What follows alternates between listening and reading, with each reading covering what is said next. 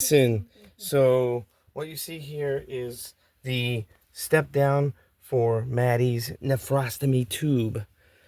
I've washed my hands. I'm taking the tape off. We're going to walk through how this works. When the tube was on, it would connect to the same as a Foley bag here. The bag would hang down to her legs over there, but it's been off for 3 months because she got a stent. And this is step down. Step down means if when they change the stent next week or two, it goes in and everything's okay, this comes out, no longer is needed. And so we'll get back to a more normal phase. What you see me doing here is cleaning the gook from the glue from the tape off her skin so that the new bandage and tape will stick. So if you leave the old goo spots, they won't let the new tape stick to her skin. So that's where you start, around the outer edge. See, there's some over here. And then I'll clean the tube and the wound. The wound is just the entry point where the tube goes into her back and then down into her kidney. And this has been one of the banes of our existence since chemo started back in January. December. Well, yeah, we had the surgery in December. No, so I had chemo in December. I already had that.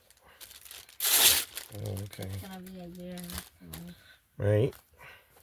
So all these different pieces are different sterile products that will help keep it airtight, watertight, all that good tightness while we're awaiting the opportunity to get this thing out. Ooh, dripping. So you can see there's a little bit of redness around here. Not only did we clean the tube, the wound, but we also put antibiotic ointment every time, triple antibiotic ointment in fact, to help keep any infections away, because as a result of chemo, she doesn't have an immune system. So that's what's next. Here is triple antibiotic ointment. Big and gooey, gooping. The more you put, the cleaner it stays. Cleaner it stays, the less infections we have to worry about. And so 2x2s unfolded underneath, and then a 4x4 on top, and then on top of all that, the clear waterproofing, I don't know what it is, thing. Uh-oh. She's got a little stitch, this blue, that holds the tube into her skin. It's a safety mechanism so that the tube doesn't actually get pulled out in the event of any kind of accident. There's the 4x4 on top, and then this bad boy. This thing is amazing. We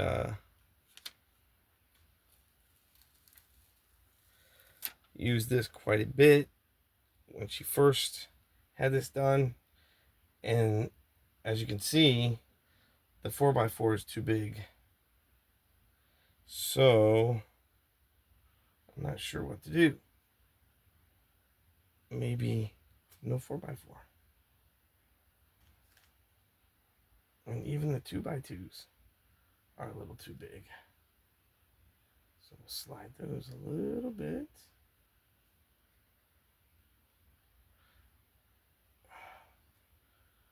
I don't remember which side. This side. Oh, hopefully this will be all right.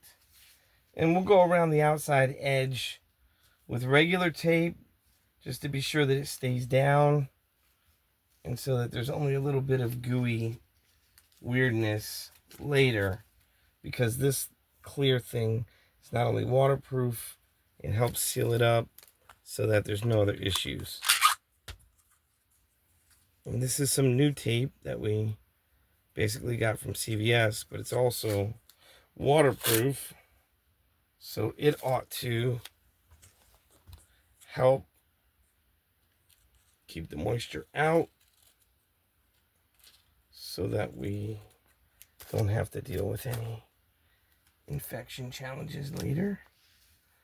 And this tape is interesting, to say the least. We hadn't used this before. You feel that? Yeah. I think I'm just going to go all the way around the outside, only because the gauze pad underneath is bigger than these things. I probably bought them too small to be able to keep it all the way covered.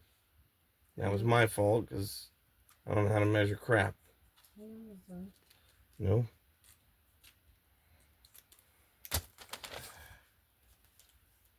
There's 2 more sections after this. Oh, wait a minute. Darn thing tried to turn under on me there. And I don't know that I like this tape. It seems the more it stays on, the more it sticks, but I'm not sure. You will let me know tomorrow how it feels, right? Yeah. Okay.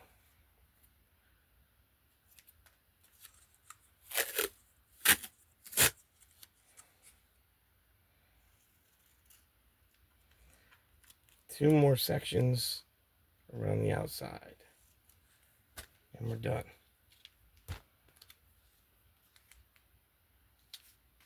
One.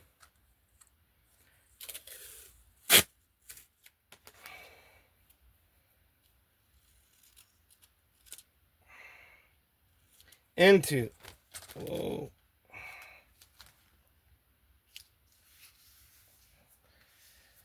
So even though you can see the tube here, that waterproof transparent plastic thing is over it, so it won't get dirty, infected, or bothered until we change it in a couple of days. And there you have it.